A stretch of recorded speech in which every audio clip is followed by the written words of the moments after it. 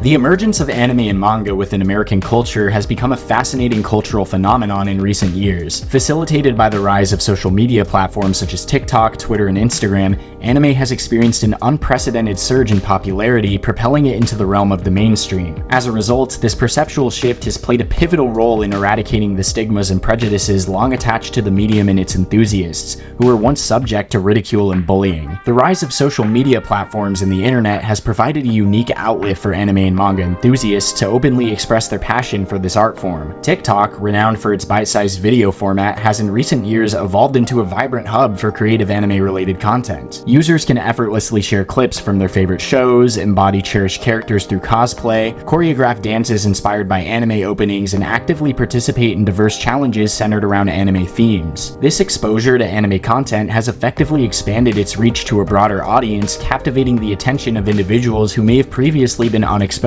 Using hashtags and trending topics, anime-related content effortlessly permeates larger communities, engrossing new fans all the time. And in an unprecedented shift, these platforms have become hotbeds of discussions revolving around anime and manga, with various celebrities and influencers openly expressing their fascination with the medium. As anime has achieved considerable commercial success, its influence has seamlessly pervaded mainstream culture. Films like Your Name and Demon Slayer Mugen Train have unequivocally demonstrated the immense commercial viability of the medium. This mainstream success has triggered a profound transformation in public perception, with many individuals acknowledging anime as a legitimate and highly regarded form of entertainment. Furthermore, the increasing diversity of anime genres and storytelling styles has shattered preconceived stereotypes about the medium and its fans, effectively broadening its appeal to a wider and more diverse audience. This diversity allows individuals to discover series that resonate with their specific interests, further eroding the lingering stigma associated with the medium. The coronavirus pandemic and the popularity of social media platforms like TikTok have given birth to a variety of newer communities, with a great example of this being Anime TikTok. This platform has become a hub for anime fans and creators on TikTok to share their love for the medium and create a diverse community with different content. Due to lockdowns and social distancing measures, people spent more time at home during the pandemic,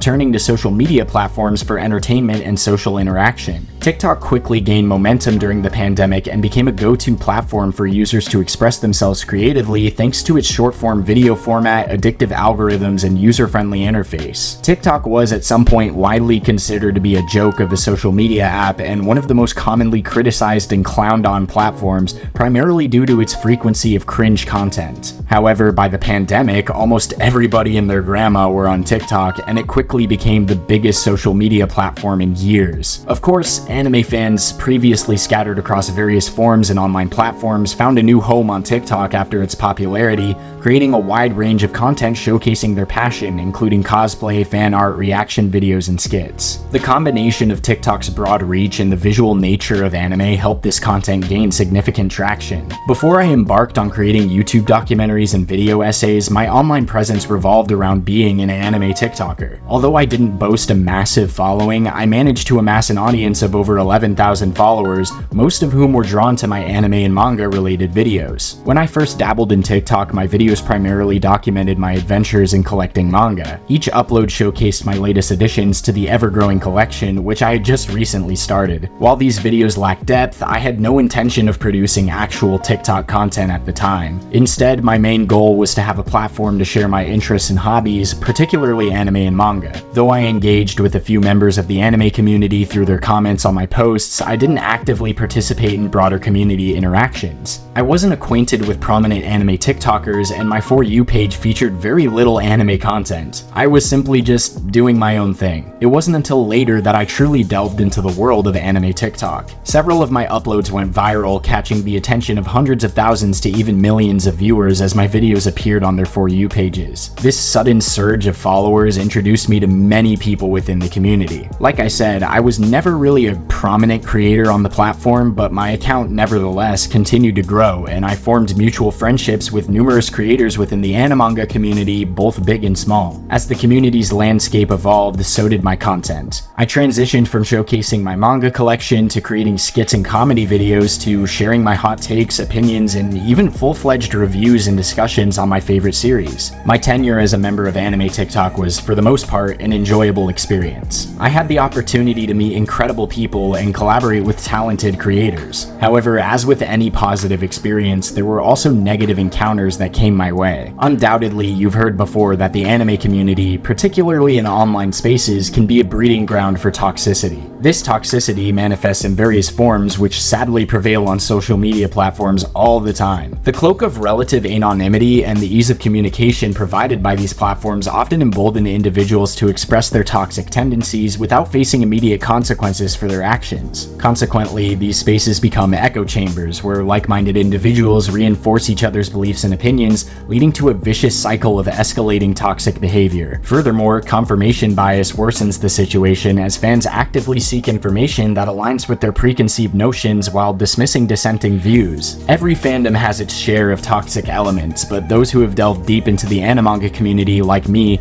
can attest to its stark deviation from the norm. The animanga community stands out in its toxicity due to its unabashed display and acceptance of bigotry, the peculiar and eccentric behavior exhibited by some fans of specific series, ceaseless battles and debates surrounding non-existent issues and fictional stories and characters, and even outright degeneracy. In simple terms, the animanga community is far from perfect, and there are very few communities that are as toxic. Actually, probably the only other community that I'd say is as toxic is the Smash community. Actually, the Smash community is probably worse, but I can save that for a different video. Despite the massive surge in popularity the animanga medium has had since entering the mainstream consciousness, the community surrounding these mediums has suffered a decline in recent times. Communities such as Anime TikTok have been inundated with controversy and debate, leading to a lack of civil discussion and a prevalence of toxicity that has all but extinguished the sense of community that was once so vibrant. As someone who has been a part of this community, I've experienced this decline firsthand. When I first began creating content for TikTok, I did so to share my passion for anime and manga with like-minded individuals. But as my audience grew and my reach expanded, I began to see a more toxic side of the community. In this video, I aim to explore one particular issue that in my opinion has been quite overlooked by many in the anime community: elitism. In this exploration of the issue of elitism within the animanga community, it is crucial to recognize that this problem extends beyond mere differences in personal preferences or opinions. Elitism encompasses the detrimental effects it imposes on the community as a whole. By perpetuating stereotypes and demeaning individuals who enjoy different genres or series,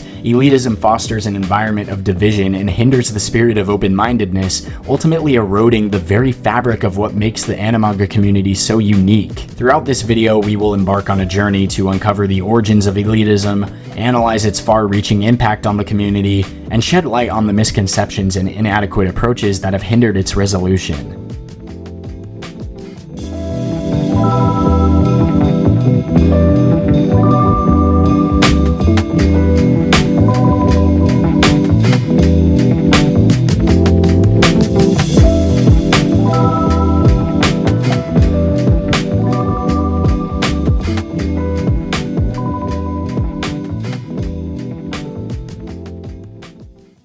To gain a more comprehensive understanding of elitism within the animanga community, let's turn to the Merriam-Webster definition, which describes an elitist as a person who is or regards themselves as a member of a socially elite group. Elitism has long been a presence in the anime community, predating the rise of platforms like TikTok and Twitter. However, in recent times, it has reached unprecedented levels of toxicity. During my involvement in the animanga community, I engaged extensively with popular creators focused on anime and manga reviews, commentary, and discussion.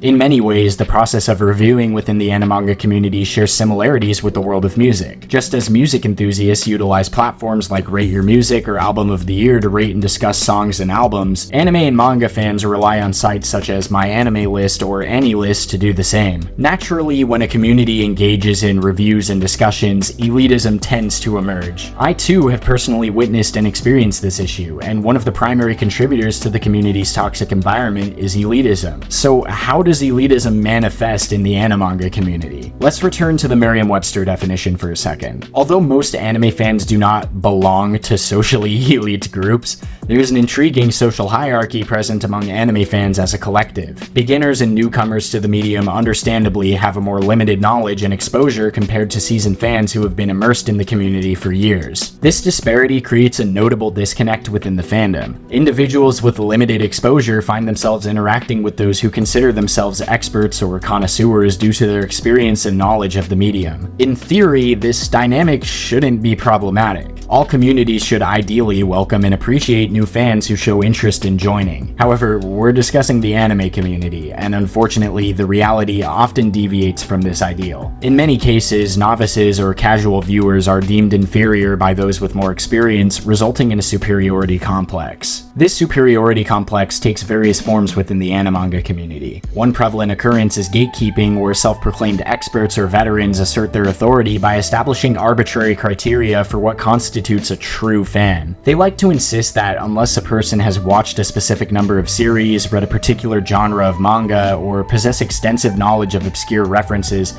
their status as a legitimate fan is called into question. This gatekeeping mentality obstructs the growth of the community in multiple ways. Instead of embracing different perspectives, it perpetuates an echo chamber where only select opinions hold weight. Consequently, creative and critical thinking suffer as individuals hesitate to express their thoughts and ideas, fearing ridicule and mockery. This elitist mindset is often accompanied by confirmation bias, which refers to the inclination to seek out information that aligns with pre-existing beliefs while disregarding or dismissing contradictory viewpoints. Within the anime community, this bias manifests in elitists actively seeking validation for their tastes and preferences while disregarding or belittling differing opinions. For instance, when an anime or manga favored by elitists receives mixed reviews, they may label negative opinions as mere haters or claim that dissenting voices fail to comprehend the series. Cherry picking is another common practice, with elitists selectively highlighting positive reviews or opinions that align with their own while disregarding critical analyses or constructive feedback. This confirmation bias reinforces the echo chamber effect, stifling healthy debates and discussions where different perspectives can contribute to a more profound understanding of the medium. But instead, disagreements are met with hostility and disrespect, discouraging critical thinking and ruining the community's potential for growth and improvement. Gatekeeping and establishing criteria for being a true fan may be argued as a means to uphold quality standards within the anime community. However, this perspective fails to recognize the negative consequences of such practices. Rather than benefiting the community, gatekeeping and imposing arbitrary requirements only serve to alienate individuals. It erects barriers that hinder newcomers from fully immersing themselves in the community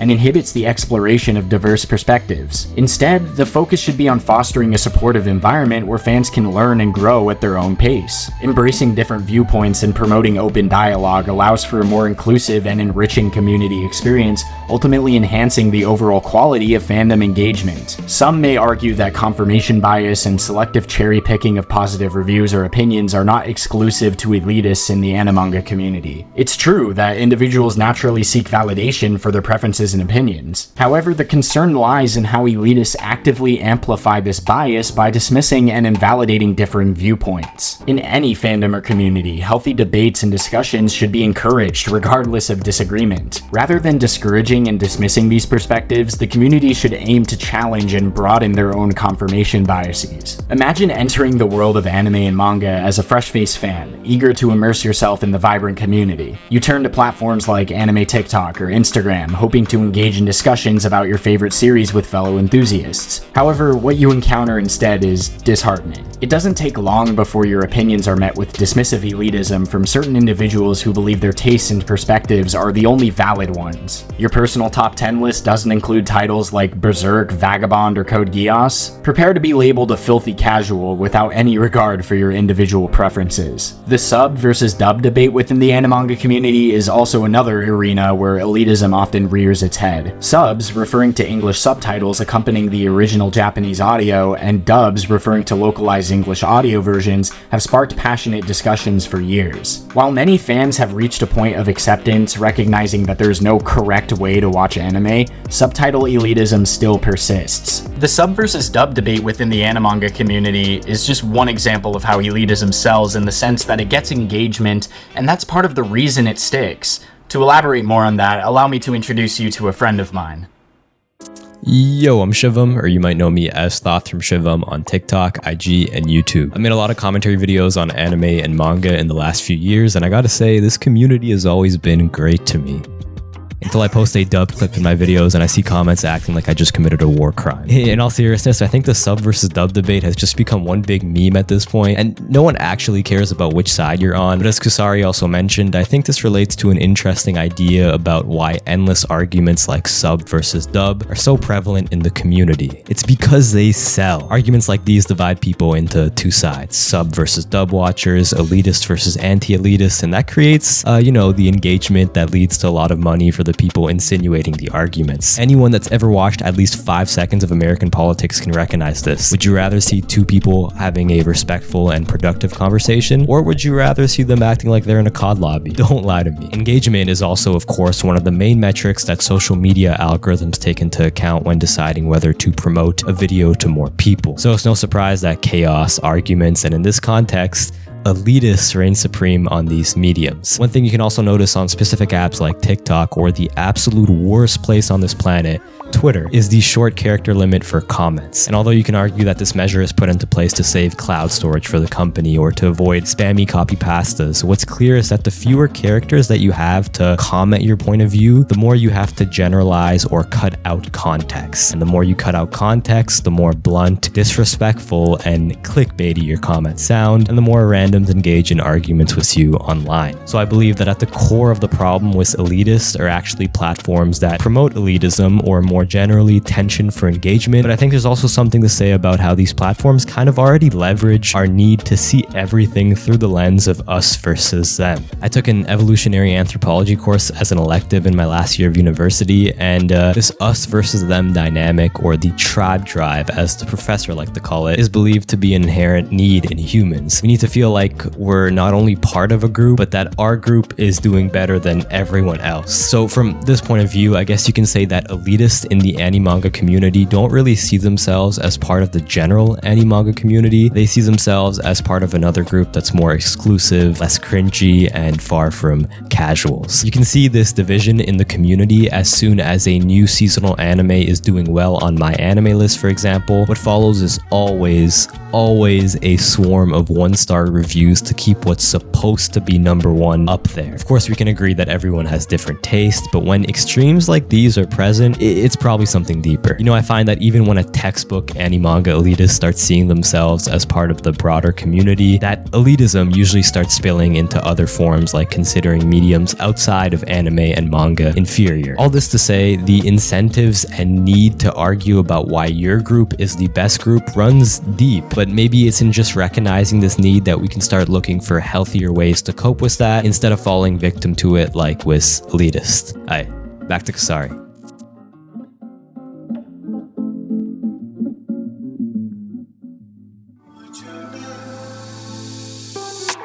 The issue with elitists lies in their tendency to belittle others without a valid reason. They approach subjective opinions as if they were objective truths, fueled by a superiority complex that stems from their experience in a community that has witnessed an influx of newcomers in recent years. If I had started my TikTok journey by expressing my opinions on various series instead of just showcasing my manga collection, and my initial exposure to the community had been a barrage of elitists attempting to correct me, treating my subjective viewpoints as inherently wrong, I would have seriously considered seeking solace in another community. The presence of elitism and gatekeeping poses a significant problem as it alienates the very individuals responsible for anime's soaring popularity in the US and on social media. Every member of the anime-manga community, including these elitists, were once newcomers themselves. They too occupied the same position as the people they now belittle and disrespect daily. It is essential to recognize the hypocrisy inherent in this behavior, as there is no experienced viewer who did not start as a newcomer. This toxic and negative behavior not only harms the community, but also showcases a blatant disregard for the opinions and experiences of each individual within it. As an anime fan myself, it's disheartening to see the presence of elitism within the community. Anime and manga should be a source of joy and connection where fans can come together to share their passion and engage in meaningful discussions. However, the toxic behavior of elitists creates a hostile environment that discourages newcomers and stifles diverse perspectives. When you're a part of a community that specifically focuses on reviews and analysis, it can be especially difficult to deal with nearly all types of elitism, since naturally it's a lot more prevalent in discussion and debate-based areas. For more on the perspective of what the general scope of elitism is like in this specific sub-community, allow me to introduce to you my friend Dhruv. Elitism in the anime community has been rampant ever since I became more involved with the community itself.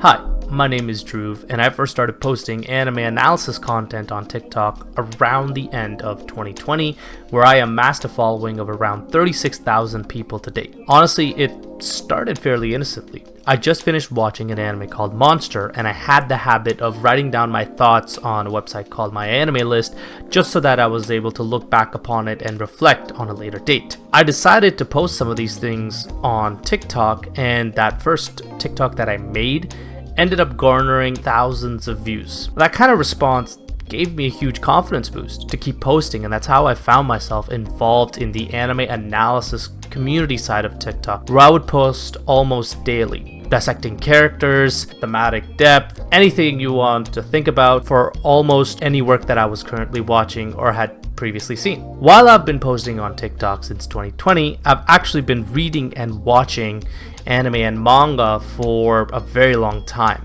probably since 2008. So I've been in the larger sphere of the anime community for quite a while now. I remember watching some of the earliest anime YouTubers and remembering some heated debates in the comment sections even during that time, of which the big three were always a huge topic of discussion. There are so many different types of elitism that I've seen. Fundamentally, all of these fans are the same. The root of the elitist lies in the idea that what they like is good and that their taste is better than others. It's in a false sense of superiority, and it's perpetuated when you are surrounded by others who also support that similar idea. Now, art is something that is completely subjective to the viewer. There is no way to ultimately prove that one piece of art is superior to the other outside of subjective measures, and as such, I think that any idea should be valid. I found out that at the end of the day, people just want to share the experience they've had with a piece of art and how they were able to connect to it. Human beings are social creatures, so it only really makes sense that they want to reach out to others.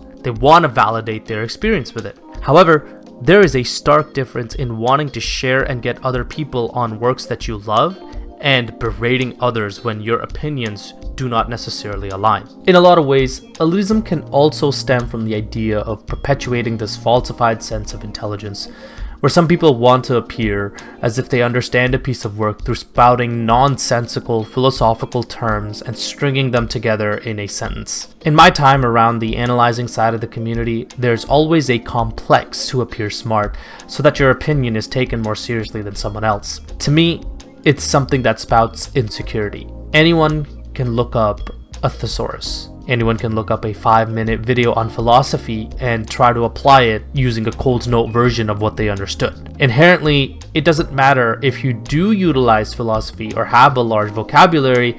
What matters most is your attitude about it. Resorting to only talking about these elements reduces a work to be reliant on external content, when I believe that a work should speak for itself. You cannot confine art to checklists because there exist intangible elements that do speak out towards a reader. Being an elitist isn't necessarily tied down to a certain age demographic, but I have noticed that a lot of people who tend to be elitists are definitely younger, around their teens. And to me, that makes sense. A large portion of your youth tends to lie in figuring out who you are, what you like, and developing that emotional intelligence and empathy. In a way, I would say that figuring out who you are is a lifelong endeavor, because that constantly changes as you continue to grow older and older. But there will come a point where you come to realize, or at least I hope, that people watch anime and read manga primarily for one main reason, and that's to just truly enjoy themselves. They want to escape into a different world, watch as a character struggles through their inescapable fate. Read a manga about a short kid who just wants to play volleyball. Or how about a manga in which a pirate wants to assemble his crew and become the next pirate king? And whether your enjoyment is derived through some rigorous character studies such as in Vagabond, or in pure hype fights like in Dragon Ball, Ultimately, it does not matter, because at the end of the day, you watch something to hopefully like it, to enjoy it. That is the essence that people so often tend to forget about in the elitist side of the community. As a creator, I've had to deal with a lot of these ignorant comments all the time, and I think that every creator does. However, through my TikTok and Instagram experience, I was able to find a lot of genuinely incredible people. I've appreciated my time with them, and there's a lot of them that I would actually consider to be my friends. While there may be a negative connotation to this community, I've wanted to outline that there are genuinely positive experiences and moments that I've shared with others through my platform. And at the end of the day, I guess that's what it's all about. These moments that I've had with other people, and these moments that I don't think I'll ever forget.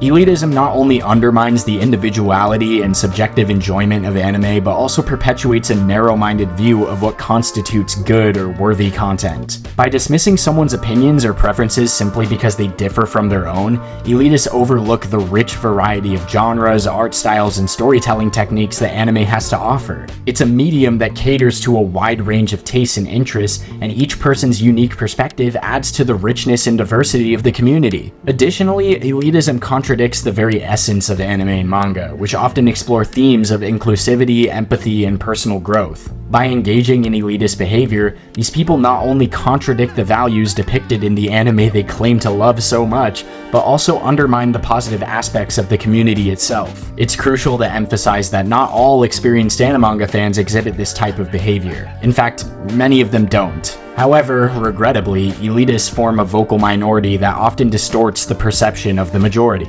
These elitists tend to dominate discussions surrounding obscure series or non-mainstream titles, creating a skewed representation of the entire fan base. Their influence extends beyond mere labeling. Their presence within specific fan bases has resulted in entire series being branded as elitist. The animanga community is well aware of the issue with elitism, or at least I'd like to think so. This awareness has grown to such an extent that it's kind of birthed a counter phenomenon of being an anti-elitist elitist. If you've spent a considerable amount of time in this community, you've likely encountered the anime elitist starter pack memes. These memes utilize a series of panels to portray the typical characteristics of a specific group or subculture through carefully selected images and media, often meant to satirize these groups or subcultures. Anime elitists have become so prominent and vocal within online communities that numerous starter packs have been created to satirize their behavior. While these memes are intended to depict the elitist archetype, they inadvertently perpetuate a negative stigma. They reinforce the notion that fans of specific series, particularly those that are somewhat obscure or not mainstream shonen titles, are inherently elitist. This simplistic view implies that if someone has a particular profile picture or expresses a liking for a specific series, they must be an elitist. I can certainly understand how this stereotype has come to be. Oftentimes, the most vocal elitists gravitate towards mature seinen or josei series that tackle complex and nuanced topics with adult-oriented themes. Their sense of superiority can lead to them adopting an air of intellectualism, belittling those who simply enjoy anime for its romantic elements or flashy battle sequences. However, it's important to recognize that this depiction does not accurately represent the average elitist. It oversimplifies the issue and fails to account for the multifaceted nature of elitism within the animanga community. Keep in mind, I'm not trying to say that starter pack memes are the direct reason or cause of this stereotype's existence. They're more so just one of countless different examples of the way that the community's perception of elitism has become warped. When you search the term anime elitist on Google, you'll often come across threads, lists, and forum posts discussing so-called elitist anime. These lists typically feature series that are described as experimental, avant-garde, psychological, philosophical, obscure, artsy, old, etc. They're often contrasted with the popular mainstream series found in big shonen magazines. However, the notion of elitist anime is fundamentally fundamentally flawed and counterproductive. It's unfair to label certain anime as elitist simply because they have a less mainstream appeal or cater to a niche audience. Such labels only serve to insult anime elitists without fostering meaningful dialogue or understanding within the anime community. The concept of elitist anime contributes to an unnecessary division within the community. By assigning this label to certain anime, it not only does nothing to combat the issue of elitism, but also unintentionally implies a sense of superiority over other works, which can be detrimental to both the reputation of the series being labeled and all of its fans. It reinforces the misconception that anime is exclusively for two types of viewers, elitists and non-elitists, which is far from the truth. Manga, just like any other medium, should be evaluated based on its own merits, rather than being judged through the lens of whether or not it's considered elitist. Elitism exists across all anime and manga fan bases, and it's essential to recognize that not all elitists exclusively enjoy obscure or mature manga. Likewise, not everyone who appreciates these types of series is an elitist. The distorted perception of elitism itself perpetuates the problem, as those who claim to be against elitism often fall into the trap of categorizing and belittling fans of other series, much like obnoxious pseudo-intellectuals labeling beginners as dumb casuals. During my time as a member of the community, the biggest elitists I've encountered haven't been fans of series like Monster or Vagabond. In fact, most of them have been shonen fans. Some Dragon Ball enthusiasts, for instance, adamantly argue that no fictional character could defeat Goku in a fight, dismissing any dissenting opinion as unequivocally wrong. Even some JoJo's Bizarre Adventure fans too often insist that specific parts of the series are the absolute best or the absolute worst, and that there should be no alternative perspectives or reasoning. Furthermore, I've seen plenty of fans of the big three, Naruto, One Piece, and Bleach, shame and belittle followers of other shows, citing their series' influence and commercial success as proof of their series' objective superiority. The truth is that anyone can exhibit elitist behavior. I'm sure you already get the picture by now, but in case you need me to outline it for you, categorizing a specific group of fans and dismissing their opinions based on a label that oftentimes does not accurately apply to them is, in essence, elitism. It's a toxic behavior that stems from a sense of superiority and a need to assert one's dominance over others. By responding to elitist behavior with further elitist behavior, people inadvertently contribute to the very issue they claim to oppose. Instead of breaking the cycle of division and hostility, they inadvertently fuel animosity between different fan groups. Some argue that stereotyping and labeling certain series or genres as elitist serves as a way to identify patterns and preferences within the community. However, this narrow view of elitism reinforces a flawed understanding of the term.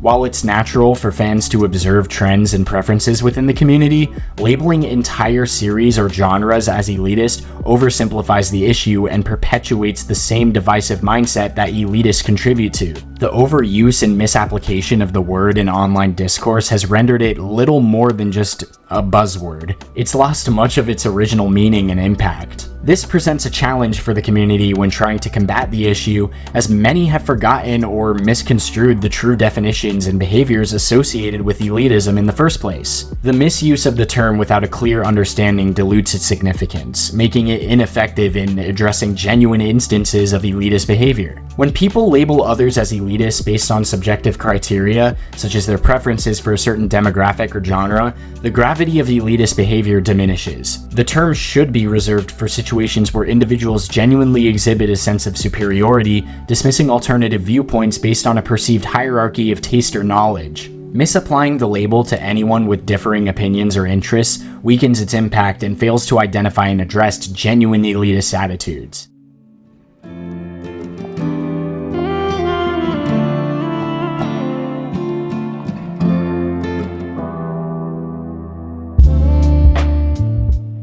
It's truly saddening to witness the extent of belittlement and judgment that permeates the manga community. The creation of a false hierarchy aimed at demeaning and undermining the enjoyment of specific series, whether one identifies as elitist or not, does far more harm than good. While it's important to acknowledge the problem of elitism, responding with counter-elitism and stereotyping entire fan bases and series as elitist does not contribute to resolving the issue. The destructive influence of anime elitists has a poisonous effect on the community, breeding toxicity that discourages newcomers from joining. Even those who initially express an interest in anime are driven away by the toxic behaviors they encounter, because who would willingly engage with a community tainted by elitism?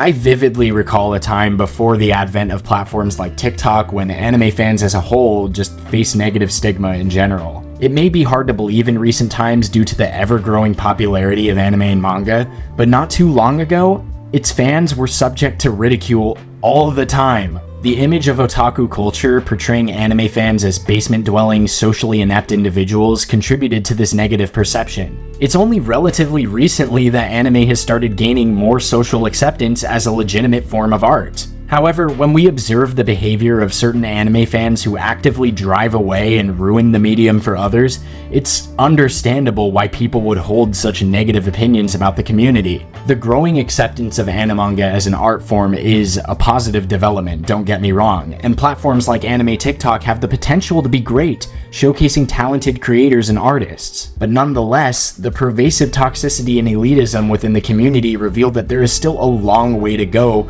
before we truly break free from the stereotypes that have plagued us anime fans for decades. A decade ago, if someone were asked to describe an anime fan, the image that would likely come to mind is that of an overweight, fedora-wearing individual with glasses, perceived as a greasy, socially inept person who indulges in hentai and engages in heated arguments over trivial matters. Regrettably, I can understand why such a stereotype prevailed for so long. Sadly, transforming this toxic culture is an arduous task. In today's interconnected world, convincing individuals on the internet to actually develop perspective and respect for others seems almost impossible. I mean, I interact with the Smash community on Twitter on a daily basis, like, come on. Overcoming this challenge necessitates a collective effort and a commitment to fostering a more welcoming environment. But unfortunately, it appears that improvement will not come swiftly or easily. Hopefully this video can somewhat help bring more awareness to the issue and inspire the community to do better in its efforts to put an end to this cycle of toxicity that has been going on for way too long. Anyways, that's all I really have to say. If you liked the video, give it a like. If you disliked the video, give it a dislike. And if you want to see more from me, feel free to subscribe or follow me on Twitter. You can also subscribe to my Patreon if you want to support me financially. Massive shoutouts to everyone who helped out with the video. I really appreciate every single one of you guys. Follow all of these people. But yeah, I'll see you guys in the next video. Peace.